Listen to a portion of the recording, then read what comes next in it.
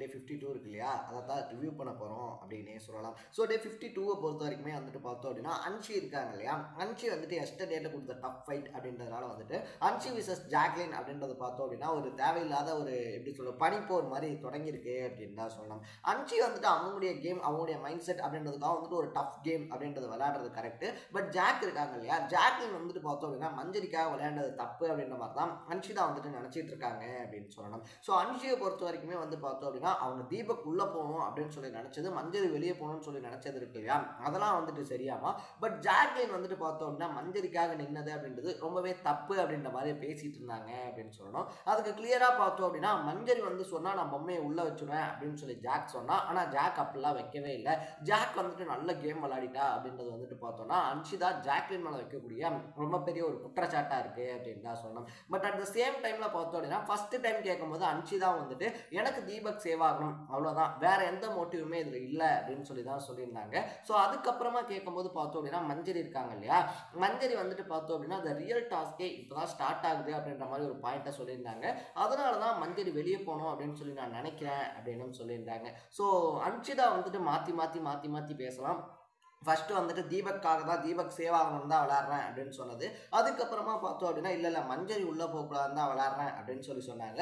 மூணாவதுல ரெண்டுமே தான், தீபக்கும் உள்ளே போகணும் மஞ்சரியும் வெளியே போகணுன்றதுக்காக விளையாடுறேன் அப்படின்ற மாதிரி சொல்லியிருந்தாங்க. ஸோ அன்ஷி வந்துட்டு அவங்களுடைய ஸ்டாண்ட் அப்படின்றத மாற்றிக்கிட்டே இருக்கலாம். பட் ஜாக் வந்துட்டு அவங்களுடைய ஸ்டாண்டை மாற்றினது இருக்கு இல்லையா, அது ரொம்பவே தப்பு அப்படின்ற மாதிரி அன்ஷி தான் ரொம்பவே ஒரு கேம் அப்படின்றது விளையாடிக்கிட்டு இருக்காங்க அப்படின்னு தான் சொல்லணும். இது பார்க்கும்போது எப்படி அப்படின்னா நம்ம ஒரு விஷயத்தில் தோத்துட்டோம்னா அதை அக்செப்ட் பண்ணிக்காமல் நம்ம தோக்கடிச்சவங்களை வந்துட்டு நம்மளை வெறுக்க ஆரம்பிச்சிடும் இல்லையா. ஸோ அந்த கேமில் பார்த்தோம் அப்படின்னா அன்ஷி ஒன்றும் சாதாரணமாக விட்டு கொடுக்கல. ஜாக் வந்துட்டு கேம் விளாட்றாங்க அப்படின்னு சொல்லிட்டு ஒரு கோவத்திலையோ இல்லை ஸ்டார்டிங்லையோலாம் விட்டு கொடுக்கல. அன்டில் வந்துட்டு பார்த்தோம் அப்படின்னா ஒரு டஃப் ஃபைட் அப்படின்றத கொடுத்துருந்தாங்க. அதில் முடியாமல் தோற்று போனதுனால பார்த்தோம் அப்படின்னா அந்த ஈகோ இஷ்யூ அப்படின்றதுனால ஜாக்லின் மேலே கடுப்பாயிருக்காங்க அப்படின்னு தான் சொன்னோம். சரி, நேற்று வந்துட்டு பார்த்தோம் அப்படின்னா இந்த விஷால் கேங் இருக்காங்க இல்லையா, விஷால் கேங் வந்துட்டு ஒட்டுமொத்தமாகவே ஜாக்லினுடைய பொம்மை அப்படின்றது தான் டார்கெட் பண்ணி விளையாண்டாங்க. ஸோ ஜாக் வந்துட்டு பார்த்தோம் அப்படின்னா ஜாக்லின் விளையாடக்கூடிய ஸ்ட்ராட்டஜிஸாக இருந்தாலும் சரி, இல்லை விளையாடக்கூடிய ப்ளே பண்ணக்கூடிய விதமாக இருந்தாலும் சரி, ரயான் சவுண்டு இந்த கேங்குக்கும் விஷால் கேங் இருக்காங்க இல்லையா அவங்களுக்கும் இடையில ஒரு பனிப்போர் அப்படின்றது உருவாயிருக்கு அப்படின்னே சொல்லலாம். நேற்று வந்துட்டு பார்த்தோம் அப்படின்னா ஜாக்லின் இருக்காங்க இல்லையா, ஜாக்லினை எப்படியாவது வெளியே தள்ளிடணும், ஜாக்கோட பொம்மையை எடுத்துடணும் அப்படின்னு சொல்லிட்டு தர்ஷிகாவுடைய பொம்மையே பார்த்தோம் அப்படின்னா விஜய் விஷால் செட் இருக்காங்க இல்லையா அவங்க பார்க்காம விட்டுருந்தாங்க அப்படின்னே சொல்லணும். இதனால வந்துட்டு பார்த்தோம் அப்படின்னா ஜாக் வந்துட்டு ஒரு மாதிரி கார்னர் பண்ணப்பட்டிருக்காங்க. ஜாக்லைன் வந்துட்டு இந்த டாஸ்க்ல வந்து எப்படியாவது வெளியே தள்ளிடணும் அப்படின்னு சொல்லிட்டு. பட் ஜாக்லைனை பொறுத்த வரைக்குமே பார்த்தோம் அப்படின்னா முத்துக்குமரன் டீம் இருக்காங்க இல்லையா அவங்களும் வந்துட்டு ஒரு மாதிரி ஜாக்குக்கு சப்போர்ட் பண்ணி விளாட்றதுனால இந்த டாஸ்க் வந்துட்டு பார்த்தோம் அப்படின்னா ரொம்பவே இன்ட்ரெஸ்டிங்காக போய்கிட்டு இருக்கு அப்படின்னு தான் சொல்லணும். ஸோ இது வந்துட்டு பார்த்தோம்னா அடித்தடியாகி விஷால் இருக்கார் இல்லையா, விஜய் விஷாலை பிடிச்சி கீழே தள்ளி நெஞ்செல்லாம் பொறாண்டி விளையாடக்கூடிய அளவுக்கு ஒரு டஃப் ஃபைட்டான கேமாக கொண்டு போய்கிட்டு இருக்காங்க. இன்னும் சொல்ல போனோம் அப்படின்னா இந்த ஸ்ட்ராட்டஜிஸ் வந்துட்டு அடிச்சு தான் விளையாடணும் அப்படின்றது கிடையாது. நம்ம உள்ளே போகணும்னு நினைக்கிறவங்க பொம்மை இருக்கு இல்லையா, அது கிடச்சிருச்சு அப்படின்னா கொண்டு போய் ஸ்லாட்டில் வைக்கும்போது அப்படி மோஸ்ட்லி வைக்கும்போதே பார்த்தோம் அப்படின்னா யார் வெளியே போகணும் அப்படின்னு சொல்லி நினைக்கிறாங்களோ அந்த பொம்மை வந்துட்டு மிச்சமாயிடும். ஸோ இப்படி வந்துட்டு யோசிச்சு விளையாடுறதை விட்டுட்டு கையில் இருக்கக்கூடிய பொம்மையை பிடிங்கி விளாடுறது, இன்னொருத்தர் எடுத்துருக்கக்கூடிய பொம்மையை வந்துட்டு ஹோல்ட் பண்ண நினச்சி விளாடுறது அப்படின்றது தான் பார்த்தோம்னா ஒரு மாதிரி அடுத்தடியான கேம் அப்படின்றதுக்கு வழிவகுக்குது அப்படின்னே சொல்லலாம். ஸோ உள்ளே இருக்கக்கூடிய யாருக்குமே பார்த்தோம்னா அந்த கேமை மென்டலாக எப்படி விளாடுறது அப்படின்னு சொல்லி ஒரு ஐடியாஸ் கூட கிடையாது. அதை வந்துட்டு முழுக்க பார்த்தோம் அப்படின்னா ஃபிசிக்கலாக விளாட்றதுக்கான ட்ரை இருக்கு இல்லையா அதைத்தான் பண்ணிட்டு இருக்காங்க அப்படின்னு சொல்லலாம்.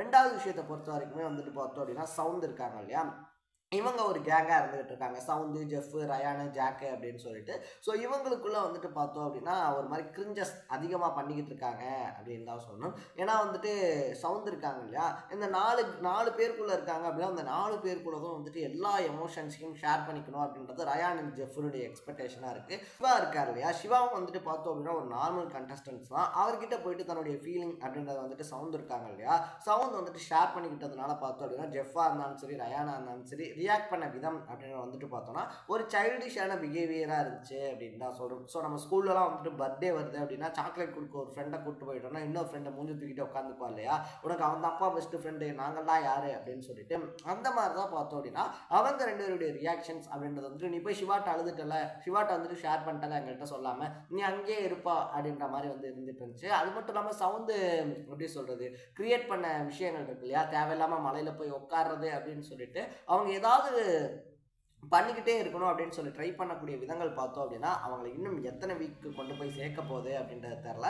ஸோ இனிமேலாச்சும் பார்த்தோம் அப்படின்னா சவுண்ட் இருக்காங்க இல்லையா, இந்த கேங் அப்படின்றதுக்கு ஃபுல்லாக மெர்ஜ் ஆகாமல் தனியாக வந்து கேம் விளாண்டாங்க அப்படின்னா பார்க்க நல்லாயிருக்கும் அப்படின்னே சொல்லலாம். மூணாவது விஷயம் பார்த்தோம் அப்படின்னா, மூணாவது விஷயத்தை பொறுத்த வரைக்குமே முத்துக்குமரன் மேலே அருணுக்கு இருக்கக்கூடிய வன்மம் அப்படின்றது நேற்று வெளிப்படையாகவே சொல்லியிருந்தாரு.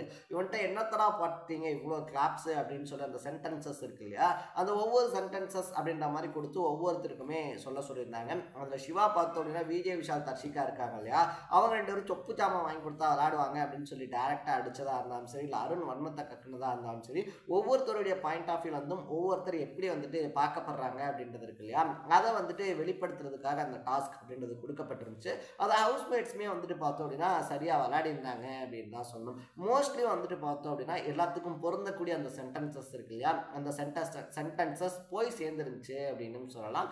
ஸோ இந்த வீட்லேயே வந்துட்டு கிரிஞ்சா மாட்டிக்கிட்டு இருக்கக்கூடிய ஒரு விஷயம் அப்படின்னா ஆர்ஜே ஆனந்தி அண்ட் பவித்ராக்கு மட்டும் இல்லாமல் பார்க்கக்கூடிய எல்லாருக்குமே வந்துட்டு இது ஓவரா இல்லையாடா அப்படின்னு சொல்லி தோண வச்சிருக்கக்கூடிய விஷயம் விஜய் தர்ஷிகா அண்ட் விஷால் அப்படின்னே சொல்லலாம். விஜய் விஷால் அண்ட் தர்ஷிகா அப்படின்னே சொல்லலாம். ஸோ உள்ளே வந்து ஸ்டார்டிங்கில் பார்த்தோம் அப்படின்னா 2 பேருமே டஃப் காம்படிட்டர்ஸ் அப்படின்னு சொல்லி நினைக்க தோணிருந்துச்சு.